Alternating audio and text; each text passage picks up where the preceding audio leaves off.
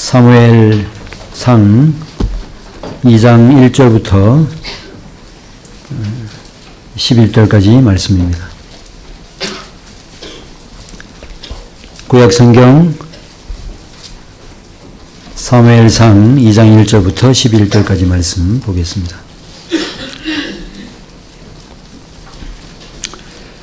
찾으신 줄 알고 제가 받들어 읽겠습니다. 한나가 기도하여 이르되 내 마음이 여호와로 말미암아 즐거워하며 내 뿔이 여호와로 말미암아 높아졌으며 내 입이 내 원수들을 향하여 크게 열렸으니 이는 내가 주의 구원으로 말미암아 기뻐함이니이다. 여호와와 같은 거룩하신 이가 없으시니 이는 주밖에 다른 이가 없고 우리 하나님 같은 반석도 없으심이니이다. 심히 교만한 말을 다시 하지 말 것이며 오만한 말을 너희 입에서 내지 말지어다. 여호와는 지식의 하나님이시라 행동을 달아보시느니라. 용사의 활은 꺾이고 넘어진 자는 힘으로 띠를 띠도다. 풍족하던 자들은 양식을 위하여 품을 팔고 줄이던 자들은 다시 줄이지 아니하도다.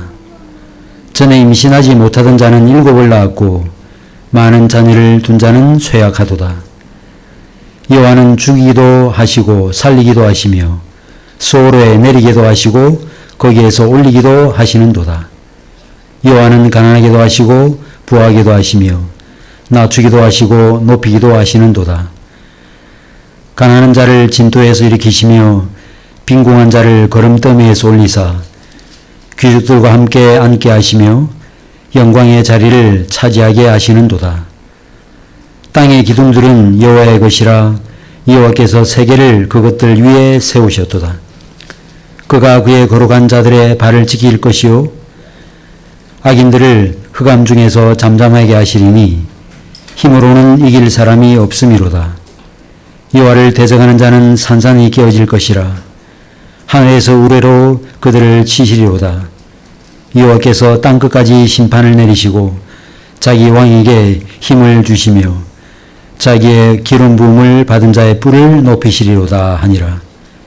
엘가나는 라마의 자기 집으로 돌아가고 그 아이는 제장 엘리 앞에서 여호와를 섬기니라. 아멘.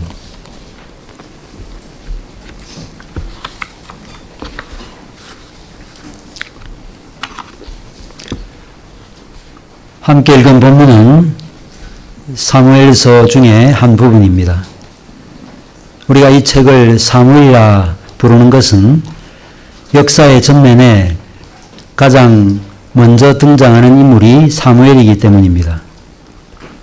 그러나 우리가 사무엘서를 읽어보면 사무엘 한 개인에게 초점을 맞추기보다 이스라엘의 왕권을 세우는 일과 또 왕을 세우는 일이 신학적으로 얼마나 중요한 일인지를 다루고 있습니다.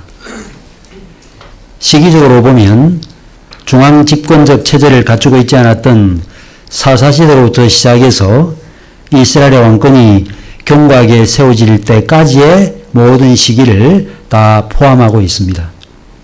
그래서 인물로 보면 마지막 사사라 할 수 있는 엘리부터 그리고 사무엘로부터 유다지파 최초의 왕인 다윗까지의 사건을 다루고 있습니다. 오늘 저는 이 사무엘서 중에 한 부분을 살펴보려고 합니다. 성경을 읽어보시면 성경 곳곳에 노래들이 나타나고 있음을 보게 되죠. 홍해를 건너고 난 다음에 모세와 미리암이 부른 노래가 출애굽기 15장에 나타나고 있습니다. 신명기 32장에는 모세의 노래가 나타나고 있고 그리고 사사기 5장에는 가나안 군대와 그들의 병거들에 대한 여호와의 승리를 경축하는 드보라의 노래가 나타나고 있습니다. 그리고 사무엘서에서는 새 노래가 나타나고 있는데 한나의 노래가 오늘 본문에 나타나고 있고 사무엘하 1장에는 다윗의 애가가 나타나고 있고 그리고 사무엘하 22장에는 다윗의 감사의 노래가 나타나고 있습니다. 이 세 노래는 각각 중요한 의미를 담고 있는데 오늘은 한나의 노래를 살펴보려고 합니다. 한나의 노래, 한나의 기도를 이해하기 위해서는 앞선 1장의 사건을 살펴볼 필요가 있습니다. 여러분들이 알고 계신 바대로 사무엘서는 한 여자가 아이를 낳지 못하는 불임 상태에서 시작이 됩니다.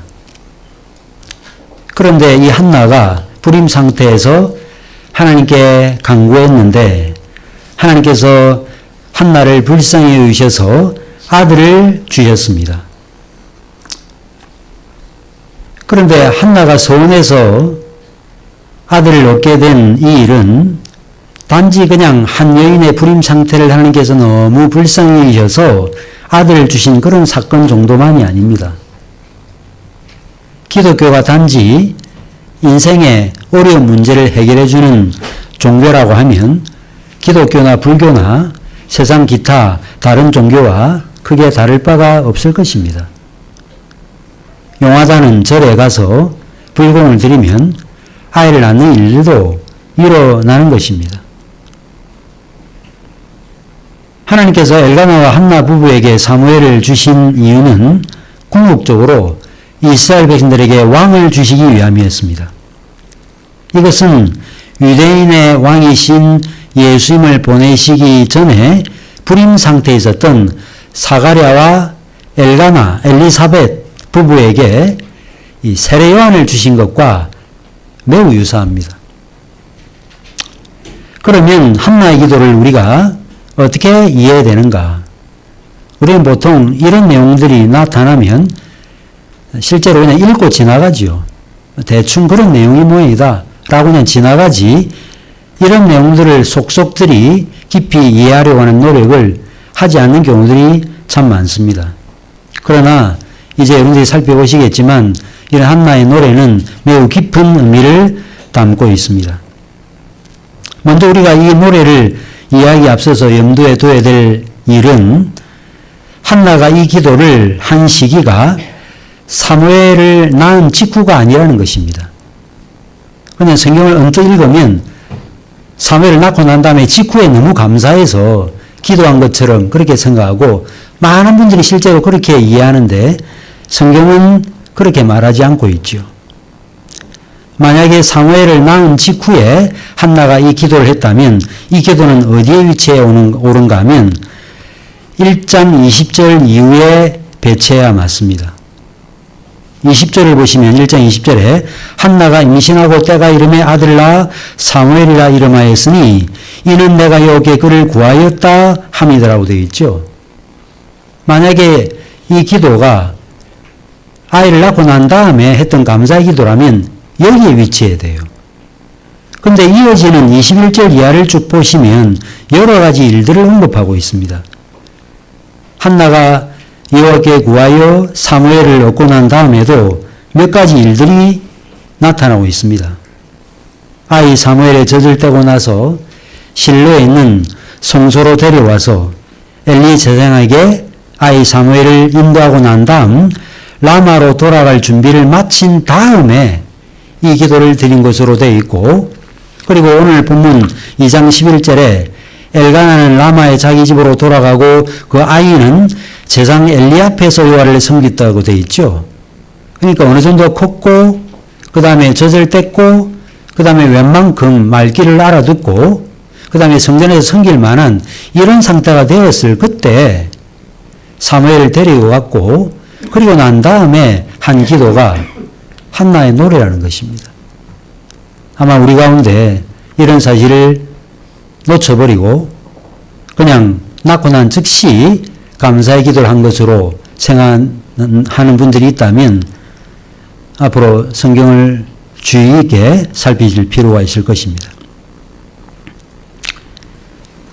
따라서 이런 여러 가지 사건들을 우리가 염두에 두고 볼 때 한나의 노래를 단순히 한나가 하나님께 구했을 때 기도 응답받은 것에 대한 개인적인 감사와 찬송으로 봐서는 안 된다는 것입니다. 뭐 그런 것이 전혀 없다, 배제되었다 라고 볼 수는 없겠지만 그것이 포커스다, 그것을 주 내용으로 한다 하는 것은 아니라는 것이죠. 시편이 개인적인 삶 속에서 만들어지긴 했지만 궁극적으로는 메시아를 가리키는 것처럼 한나의 노래 역시 한나 개인의 상황에서 나온 것은 틀림없는 일이지만 이스라엘 역사 가운데 하나님께서 왕을 보내실 것이고 그 왕이 어떤 일을 할 것인지를 보여주는 것입니다. 그렇다고 하여 한나의 개인의 삶과는 전혀 거리가 멀다라고 볼 수는 없을 것입니다. 예를 들어서 1절에 내 입이 내 원수들을 향하여 크게 열렸으니 라는 기도는 자기를 조롱했던 분인나를 지칭하는 것으로 볼 수 있을 것입니다. 사무엘상 1장 6절에 분인나를 적수라고 표현한 것을 볼 때 본문 1절의 원수는 분인나를 지칭하는 것으로 보는 것은 결코 무리가 아니라는 것입니다. 그리고 5절에 줄이던 자들은 다시 줄이지 않도다라는 이 말씀은 처음에는 먹기를 거부하다가 나중에 남편과 함께 음식을 먹던 한나의 모습을 연상케 합니다. 전에 임신하지 못하던 자는 일곱을 낳았고라는 이 표현 또한 불임 여성이었던 한나가 사무엘을 낳은 것과 연관이 있다는 사실 어렵지 않게 짐작할 수 있습니다. 그래서 한나의 기도는 한나의 개인적 상황과 전혀 무관한 것은 아님을 기억할 필요가 있습니다. 그럼에도 한나의 기도를 단순한 한 개인의 기도로 볼 수 없는 것은 그 내용이 너무 깊고 오묘하기 때문입니다. 예를 들어서 6절에 여호와는 죽이기도 하시고 살리기도 하시며 라는 표현이 나오는데 이것은 엘리와 엘리의 아들들의 죽음과 그리고 앞으로 등장할 새 제사장 사무엘의 등장을 암시하고 있습니다. 그리고 4절에 용사의 활은 꺾이고 라는 표현은 사울과 요나단의 죽음을 암시합니다. 앞서도 제가 말했지만 사무엘 하 1장에 다윗의 애가가 나오거든요. 사울과 요나단이 죽고 난 다음에 다윗의 애가를 부르죠. 사울과 요나단이 블레셋과의 전투에서 전사했다는 소식을 전해들은 다윗이 뭐라고 그럼 노래했는가? 거기 보면 오라 두 용사가 엎드러졌더라라고 탄식했습니다. 그런데 오늘 본문 4절에 용사의 활은 꺾이고라고 말했죠. 연관이 되고 있지 않습니까? 이처럼 한나의 노래 속에는 하나님의 성품과 하나님의 주권적인 통치에 대한 묘사가 곳곳에 등장하고 있습니다. 그래서 한나의 노래는 한나의 개인적인 삶에 국한되지 않고 가깝게는 사무엘의 역사, 멀게는 하나님 나라 역사를 조망하고 있다는 사실을 보여주고 있는 거죠. 이제 좀 구체적으로 한나의 노래를 한번 살펴보겠습니다. 먼저 한나는 여호와로 말미암아 즐거워하고 내 뿔이 여호와로 말미암아 높아졌다라고 노래하고 있습니다. 한나는 단지 하나님이 주신 아들로 인해서 내가 구했는데 하나님께서 아들을 주셨으니 그것으로 인해서 기뻐하고 즐거워한다라고 노래하지 않았어요. 하나님만으로 인하여 즐거워하고 주의 구원으로 말미암아 기뻐한다라고 찬양했습니다. 이런 표현은 한나가 사무엘의 출생을 단지 개인적인 차원에서 일로 이해하지 않고 불임 상태에 비유되었던 이스라엘의 모종의 가능성을 주신 것으로 이해했음을 보여주는 것입니다. 인간적으로 보면 어떤 수단도 방편도 없는데 이런 가운데 하나님께서 어떤 가능성을 주셨다는 것을 보여줍니다. 우리의 개인적인 삶도 마찬가지입니다. 여러분이 어떤 절망적인 상황 가운데 있는 분들, 우리가 볼 때는 도무지 변할 것 같지 않는 그런 삶을 사는 분들에게 여기 마지막 말을 해서는 안 됩니다. 내가 보니 당신 가능성이 없다라고 말해서는 안 돼요. 안타까워하면서 그러나 하나님께서 은혜를 주시면 그 상황에서 벗어날 수 있다라고 말해야 됩니다. 그게 목양하는 자세와 태도입니다. 한나는 선물 자체보다 선물을 주신 여호와로 인하여 기뻐하고 감사하는 모습, 이 모습은 신자가 무엇을 기뻐하고 무엇을 즐거워해야 되는지를 보여줍니다. 우리는 땅에 속한 존재라 항상 먹을 게 생기고 재산이 생기면 좋아하고 즐거워합니다. 그래서 주시는 하나님보다 하나님이 주신 것으로 더 기뻐하고 즐거워할 때가 많습니다. 이번에 아이가 합격했다. 대학에 들어갔다. 또 아주 어려운 상황 가운데서 벗어났다. 물론 기쁘죠. 그러나 우리가 정말 항상 기뻐해야 될 것은 그 상황 자체가 아닙니다. 하나님이 주신 상황이나 선물 그 자체가 아니에요. 그 상황은 오래가지 않습니다.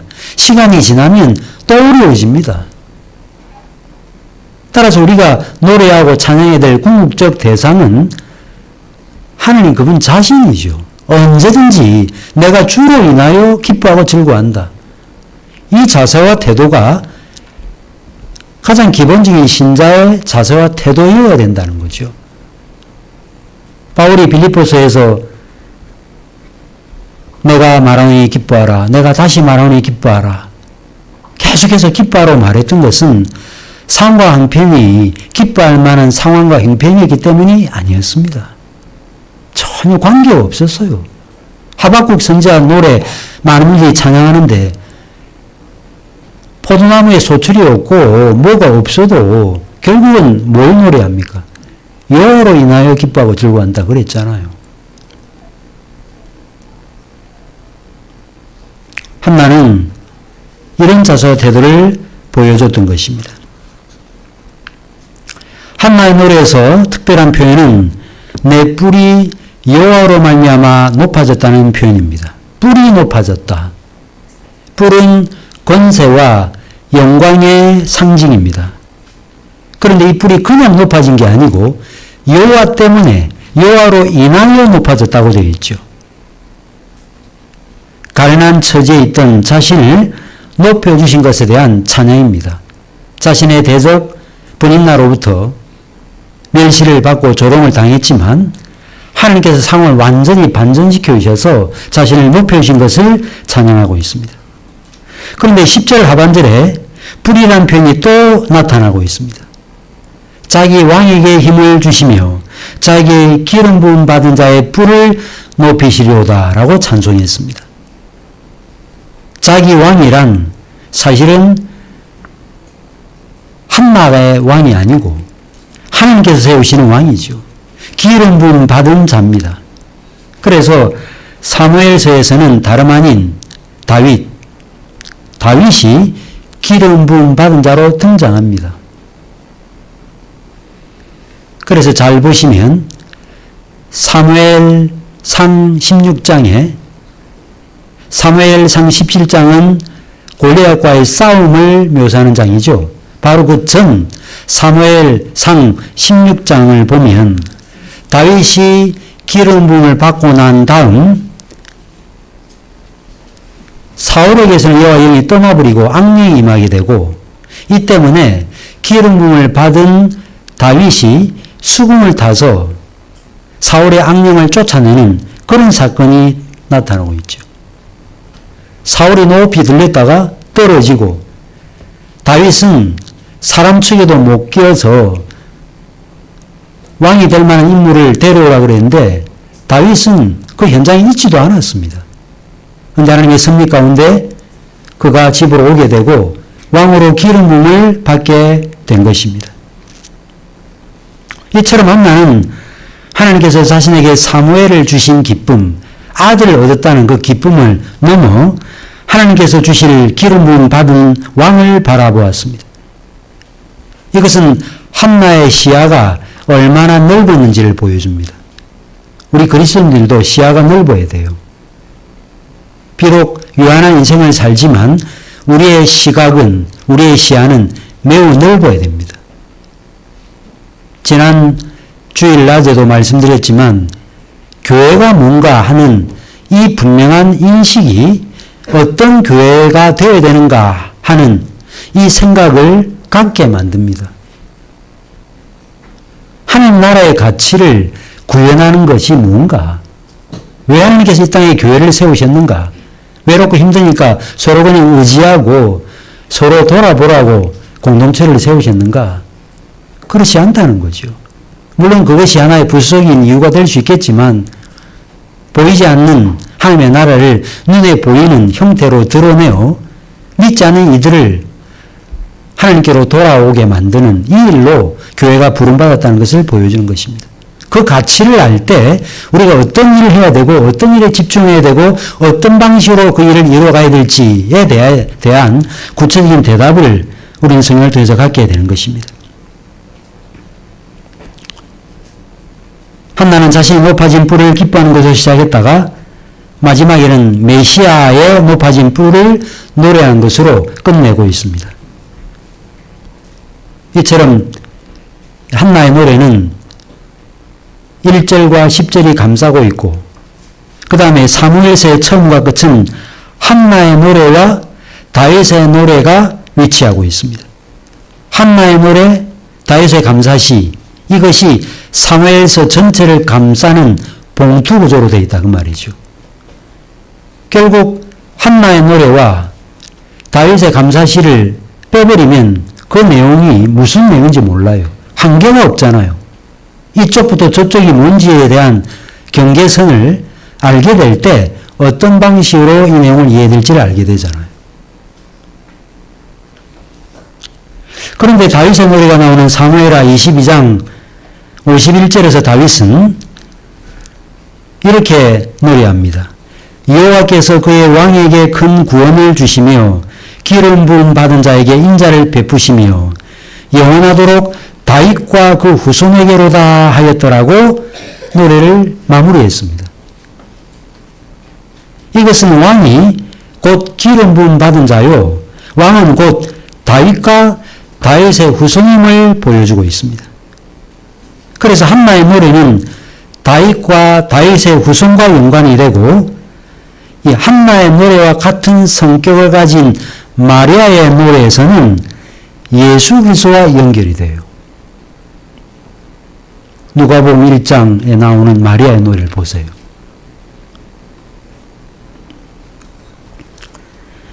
다시 본문으로 가서 2절에서는 여호와 같은 거룩하신 이가 없고 주밖에 다른 이가 없고 하나님과 같은 반석도 없다고 찬양하고 있습니다.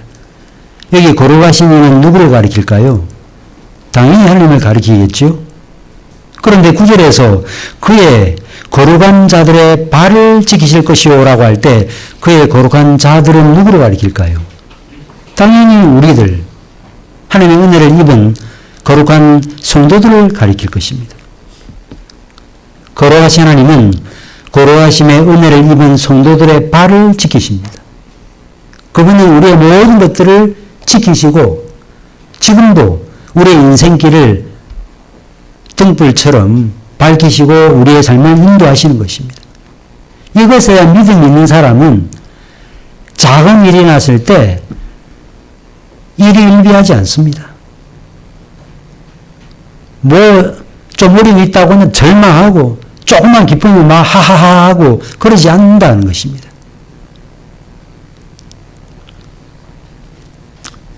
자, 이런 하나님이 이처럼 자기 백성들은 지키지만 교만하고 악한 자들은 싫어하신다고 되어 있습니다. 3절을 보시면 교만하고 오만한 말을 다시 하지 말라.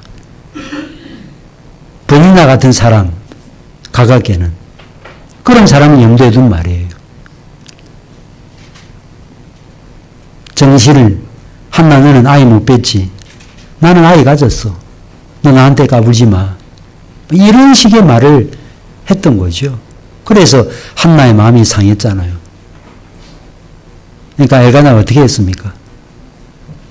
내가 10 아들보다 낫지 않냐? 제가 제 아내한테 간혹 하는 말이에요. 남편들도 좀 써먹어 보십시오.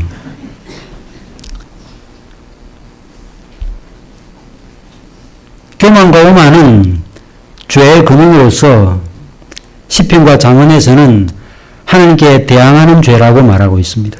이런 자들 하나님은 반드시 멸하실 것이라 말씀합니다.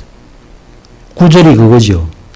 악인들을 흑암 중에 잠잠하게 하시리니 라고 말씀하고 있습니다.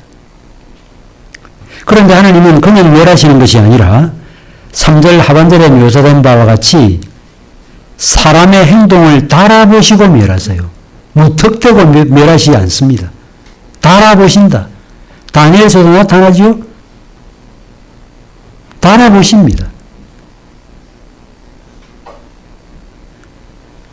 흥미롭게도 마리아의 노래에도 이와 유사한 표현이 나타납니다. 누가복음 1장 51절 이하에 이렇게 노래했습니다. 그의 팔로 힘을 보이사 마음의 생각과 교만한 자들을 흩으셨고 권세 있는 자를 그 위에서 내리치셨으며 비천한 자를 높이셨고 줄이는 자를 좋은 곳으로 배불리셨으며 부자는 빈손으로 보내셨도다 라고 노래했습니다.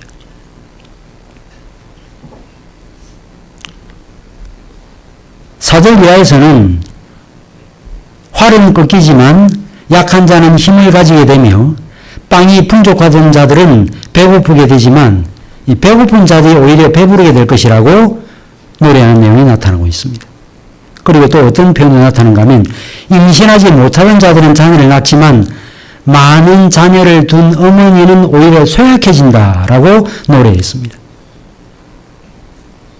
앞서 제가 말씀드린 바대로 용사의 활은 꺾였다라는 이 말, 용사의 능력, 용사의 생명이 꺾였다라는 그런 말인데 사울과 요나단의 죽음을 염두에 둔 표현입니다.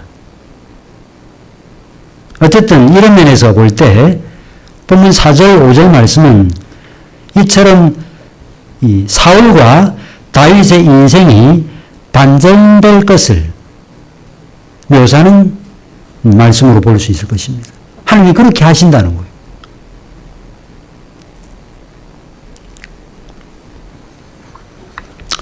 오절에 풍족하던 자들은 양식을 위하여 품을 팔고 줄이던 자들은 다시 줄이지 아니하도다. 전에 임신하지 못하는 자는 7을 낳고 많은 자녀를 둔 자는 쇠약하도다 라는 말씀이 나타나고 있죠. 이것도 제가 앞서 말씀드렸지만 좁게는 한나와 한나의 대적자인 분인나와의 관계를 묘사한 것으로 볼 수 있고 넓게는 악인과 성도를 대조시켜 표현한 것으로 볼 수 있는 것이죠. 풍족하던 자는 자신이 가진 물질과 자기 의를 의지하는 악인을 가리키고 줄이던 자와 임신하지 못하던 자는 믿는 신자를 가리킵니다. 줄이던 자와 임신하지 못하는 자는 다름 아닌 영적으로 가난한 자를 가리킵니다. 그런데 8절에 보면 여호와께서는 어떻게 하십니까? 강한 자를 진토에서 일으키시고 빈궁한 자를 거름더미에서 올리사 귀족들과 함께 앉게 하시고 영광의 자리를 차지하게 하신다고 노래하고 있습니다.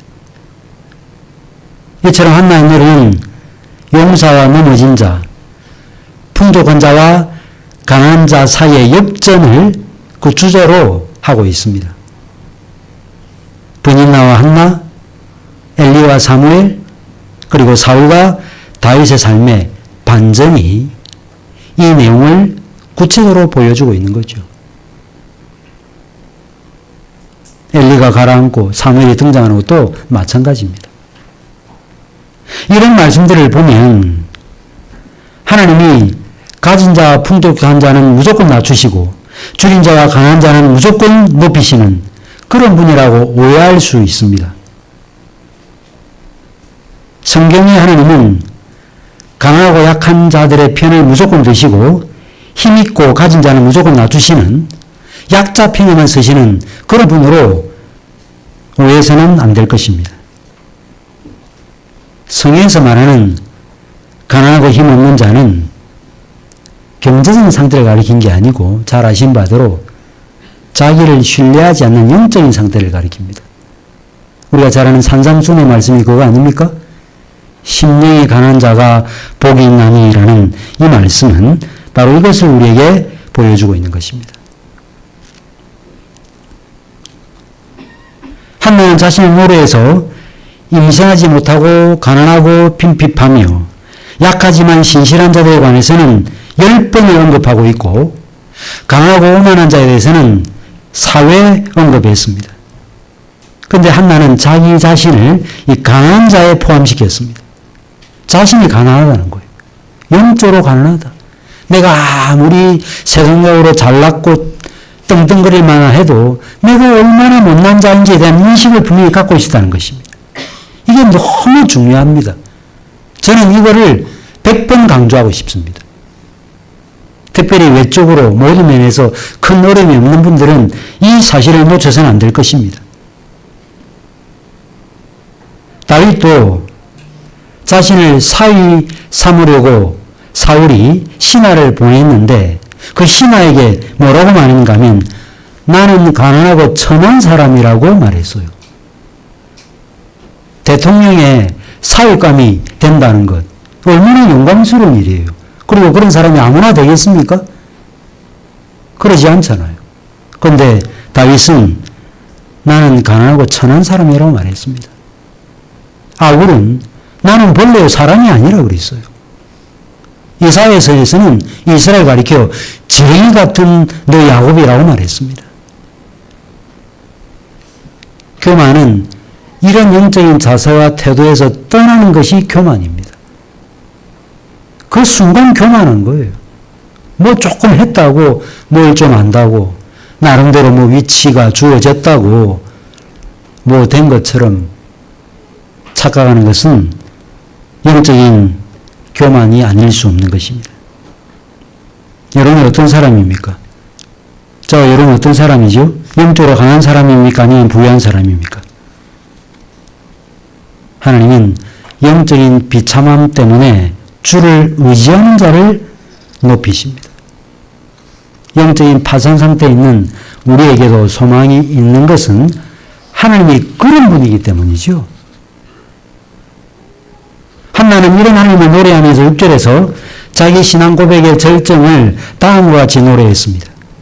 여호와는 죽이기도 하시고 살기도 하시며 수월에 내리기도 하시고 거기에서 올리기도 하시는도다 라고 노래했습니다. 근데 이런 말씀이 모세의 노래도 나타납니다. 신명기 32장 39절에 이제는 나 곧 내가 그인 줄 알라. 나 외에는 신이 없도다. 나는 죽이기도 하며 살리기도 하며 상하기도 하며 낫게도 하노니 내 손에서 능히 빼앗을 자 없도다 라고 노래했습니다. 하나님은 인생을 낮추기도 하시고 높이기도 하시고 때로 죽이기도 하시고 살기도 하십니다. 살고 죽는 것은 하나님의 주권에 달려 있습니다. 이런 일들을 인간적인 관점으로 보면 하나님의 폭정처럼 느껴집니다. 마음 내키면 그냥 우리를 시궁창에 그냥 쑤셔 박았다가 또 마음이 또 다르면 또 그냥 건져 올리고 심심하면 물에 집어넣었다가 죽을만 하면 올리시는 뭐 그런 하나님이신가요?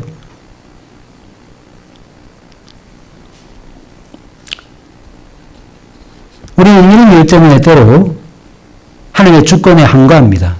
당신이 도대체 무슨 자격을 갖고 있어서 이런 식으로 우리를 다루시는가? 이렇게 질문을 할 수 있는데 이런 질문을 할 수 없습니다. 왜냐하면 자격은 누가 부여하는 것인데 하나님의 자격을 누가 부여했습니까? 절대자이신 하나님은 누구로부터 미움받은 권위로 우리를 이렇게도 하고 저렇게도 하시는 분이 아니라는 것입니다. 하나님은 세상 만사를 자신의 기쁘신 뜻대로 행하시죠. 이것에 대해서 어느 누구도 하나님께 불평하거나 반항할 수 없습니다. 왜냐?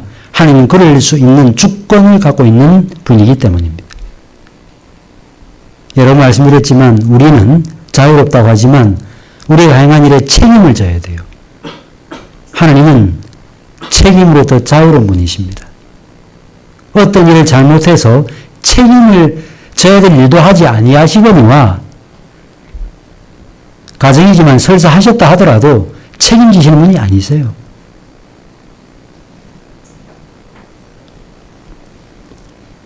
(8절) 하반절 땅의 기둥들은 여호와의 것이라 여호와께서 세계를 그것들 위에 세우셨도다 라고 말씀하는 이 내용이 이걸 우리에게 잘 보여주는 겁니다.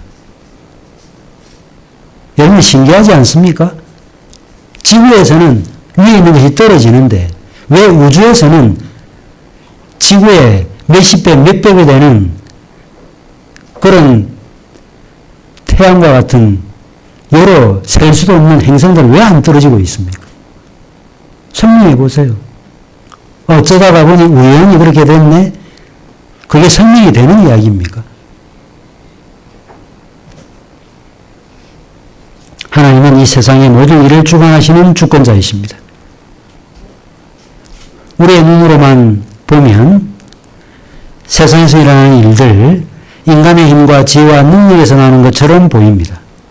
하지만 우리가 살아가는 세상에서 일어나는 모든 일들은 모두 다 하나님의 성령에서 비롯된 일입니다.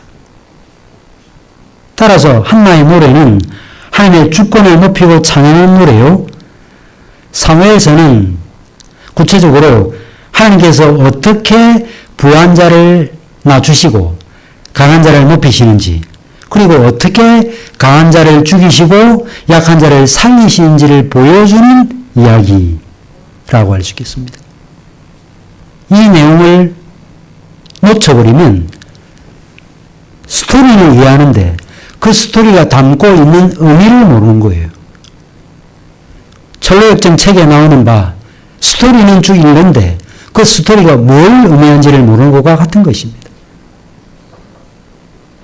소설가가 스토리를 왜 만듭니까? 그 스토리에 자기 사상, 자기 생각을 담기 위해서 그 틀을 만드는 거예요.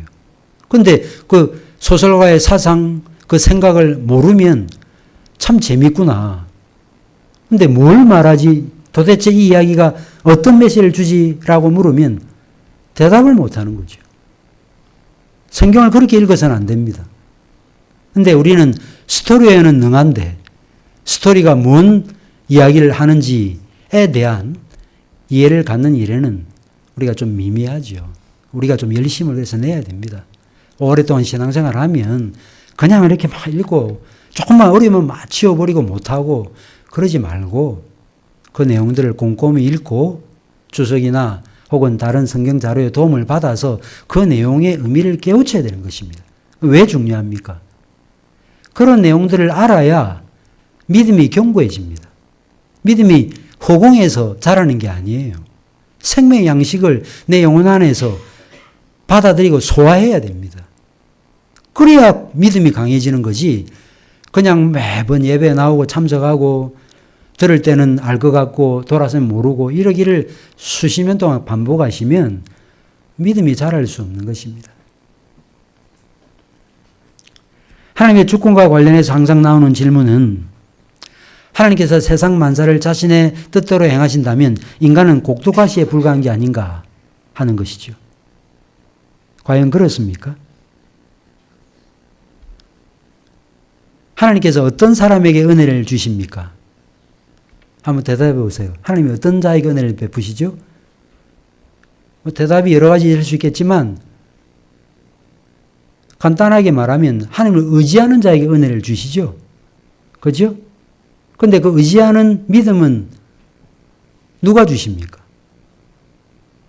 그것도 하나님이 주시잖아요. 우리가 배웠죠. 에베소서 2장 8절 이하에서 우리가 그 은혜를 인하여 믿음으로 말미암아 구원을 얻으나니 이것이 너에게서 난 것이 아니요 하나님의 선물이라. 행위에서 난 것이 아니니 이는 누구든지 자랑치 못하게 하려 함이라. 그러면서 그 믿음은 하나님이 주신 선물이라고 분명히 말하고 있지 않습니까? 그것도 하나님이 주신 것입니다. 이렇게 오늘 개괄적으로 한나의 노래를 마무리했는데 노래를 마무리하면서 제기할 수 있는 질문이 하나 있습니다. 그것은 도대체 한나는 어떤 사람이기에 이런 기도를 할 수 있었을까 하는 질문입니다. 자식이 없는 상황 가운데 불임 상태에서 하나님께 소원해서 아들을 얻었습니다. 만약에 한나가 단지 내가 기도했더니 소원 성취되었다 하는 차원에서 만약에 한나가 이 노래를 지었다면 딱 보면 그 내용이 드러나야 돼요. 근데 그런 내용은 안 드러나요. 물론 약간 비춰지긴 하죠. 아까 살펴본 바대로. 그런데 개인적 경험 안에서 이것을 염두에 둔 노래구나. 한나 개인의 차원에서 해석할 만한 내용은 없고 상당히 포괄적이고 넓은 내용들을 다루고 있다 하는 것입니다. 어떻게 해서 그럴 수 있을까? 어떻게 개인적인 찬양의 차원에서 머무르지 않고 하나님 나라와 하나님 나라 역사의 그 깊은 구속사의 내용을 담는 이런 예언적 기도를 할 수 있을까? 그것은 하나님께 기도해서 아들을 얻게 되는 경험을 통해서 하나님의 성품과 하나님께서 세상을 통치하는 원리를 깨달았기 때문이었습니다. 한나는 하나님께 구하여 아들을 낳게 되는 일을 통해서 자신이 믿고 의지한 하나님은 자기처럼 고난당하는 자와 가난한 자를 살피시며 하나님께 피하여 들어오는 자의 반석이 되어오신다는 사실을 알았습니다. 하나님께서 자신에게 베푸시는 은혜를 이해했음은 물론이거니와 세상 모든 피조물의 생사하복과 빈부귀천은 하나님이 친히 주관하신다는 사실을 알게 되었던 것입니다. 뿐만 아니죠. 하나님을 대적하는 자들의 운명이 어떻게 될 것인지도 알았습니다. 이 모든 것들은 다 성령의 깨달음 가운데 되어진 것이었습니다. 한나가 대낮에 와서 성소에서 기도했죠. 입술은 움직이고 기도 소리는 들리지 않으니 엘리가 대낮부터 낮술을 먹고 와서 기도하는가라고 생각했다고 되어 있죠. 사실은 성령의 세술에 취한 거죠. 성령의 감동을 받은 것입니다. 그러지 않았더라면 한나가 이런 노래를 부를 수 없었을 것입니다. 우리도 마찬가지입니다. 여러분은 어떤 노래를 부르고 싶으세요? 제가 복음성가나 일반적인 CCM을 부르지 않는 이유 중에 강력한 이유가 이거예요.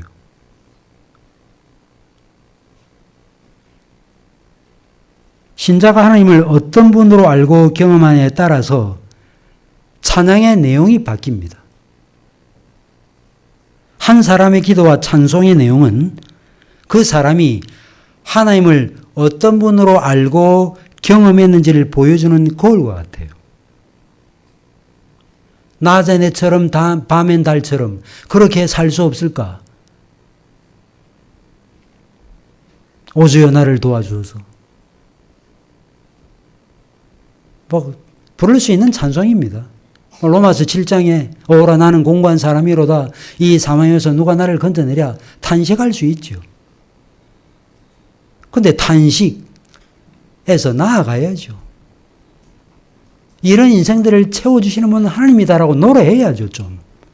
그러지 않나요?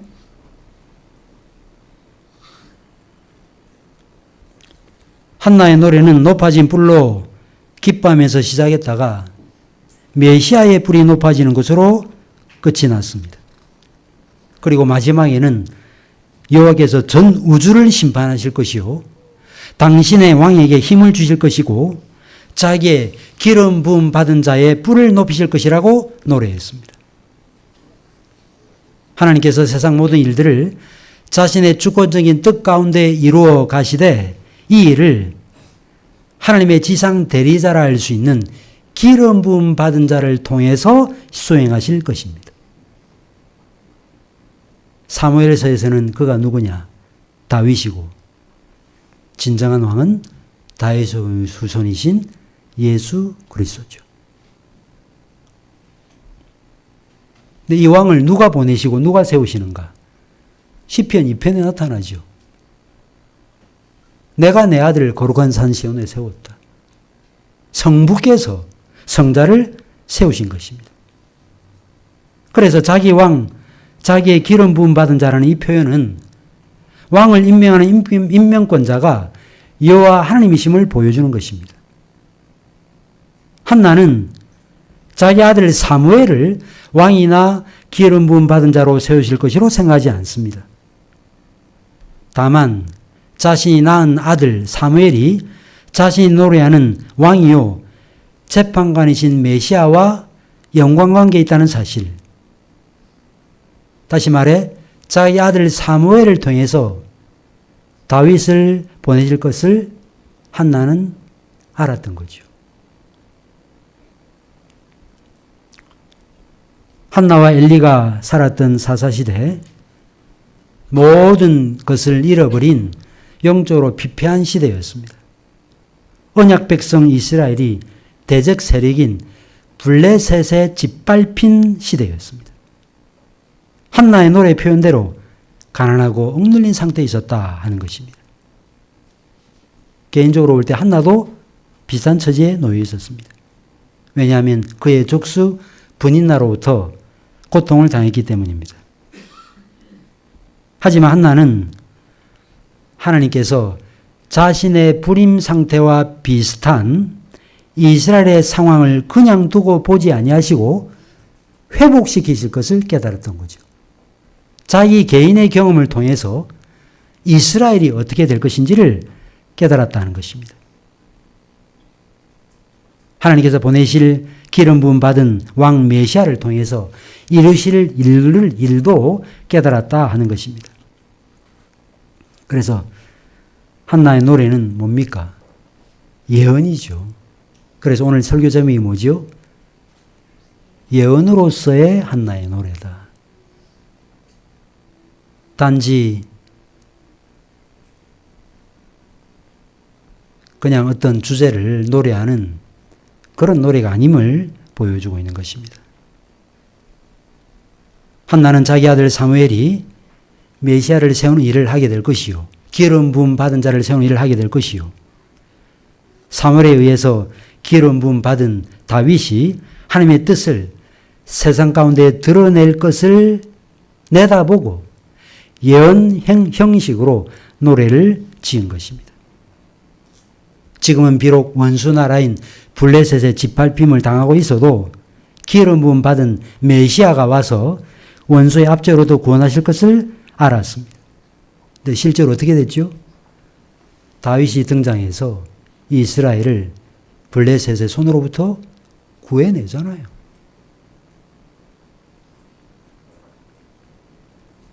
한나는 불임 상태와 같이 자신에게는 아무런 가능성이 없어도 하나님께서 가난한 자를 진토에서 일으켜 영광의 자리에 앉게 하실 것이라는 사실도 알았습니다.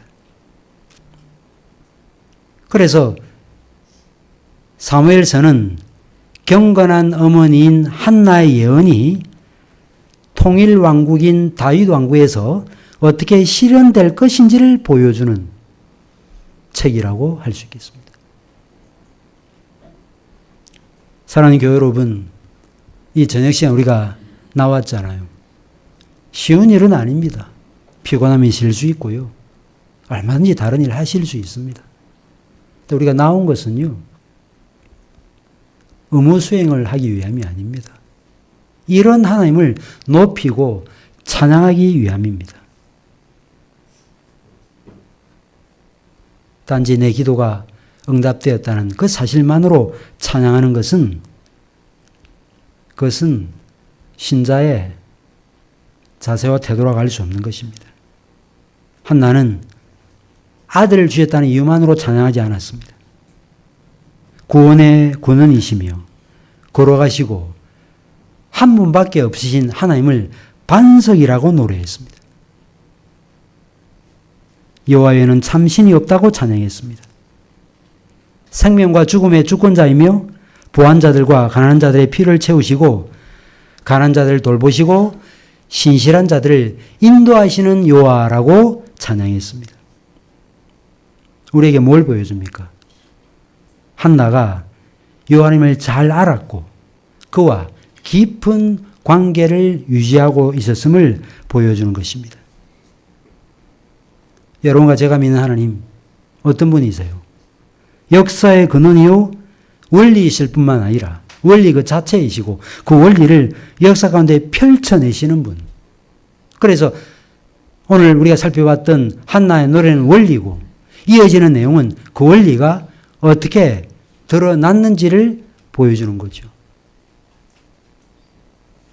이런 하나님을 우리가 믿고 바라고 의지한다면 무엇이 두려울 게 있겠고 무엇이 우리에게 걸림이 될 것이 있겠습니까? 이런 하나님을 믿고 의지하면서 평생 다른 어떤 것으로가 아니라 하나님의 구원으로 말미암아 하나님 그분으로 인하여 기뻐하고 즐거워하는 삶을 살아가는 사랑하는 우리 모든 교우들 되시기를 간절히 바랍니다. 기도하겠습니다. 하나님 아버지, 오늘 함께 받은 말씀을 통해서 하나님께서 어떻게 자신의 구속 역사를 실행하실 것인지에 대한 예언의 말씀임을 살펴보았고 또 이어지는 사무엘서 내용을 통해서 어떻게 그 내용이 그 예언이 펼쳐진지를 저희가 살펴보았습니다. 하나님은 지금도 그런 방식으로 역사하시는 분이심을 저희가 믿으면서 이 시간 주의 자비와 궁의를 구합니다. 오만한 마음, 교만한 마음 혹 갖고 있지는 않은지 섣부른 우리의 생각과 뜻을 관철시키려고 우리의 고집을 부리지는 않는지 영적인 파산 상태에 있는 존재라는 인식에서 어느 순간 벗어나서 마치 되지도 않은 사람이 된 것처럼 행사하고 있지는 않는지 우리를 늘 돌아보아 하나님을 참으로 의지하는 백성이시는 그 놀라운 복을 우리 모두가 함께 경험하여 겉으로 바라볼 때는 가난한 자요 아무것도 갖지 못한 자이지만 실상은 모든 것을 가진 자라고 고백했던 바울의 고백이 우리의 고백이 될 수 있도록 은혜 베풀어 주시옵소서. 이 놀라운 복음의 도리, 구원의 도리, 하나님의 놀라운 구속의 역사를 조망하면서 유한한 인생을 살게 하시되 그러나 우리의 시각은 넓고 깊어서 참으로 마땅히 바라보고 믿고 의지해야 될 분이 어떤 분이신지에 대한 이런 포괄적 이해를 가지고 오늘의 삶을 살아갈 수 있는 하나님의 나라의 백성들이 되게 하여 주시옵소서. 예수 그리스도의 이름으로 기도하옵나이다. 아멘.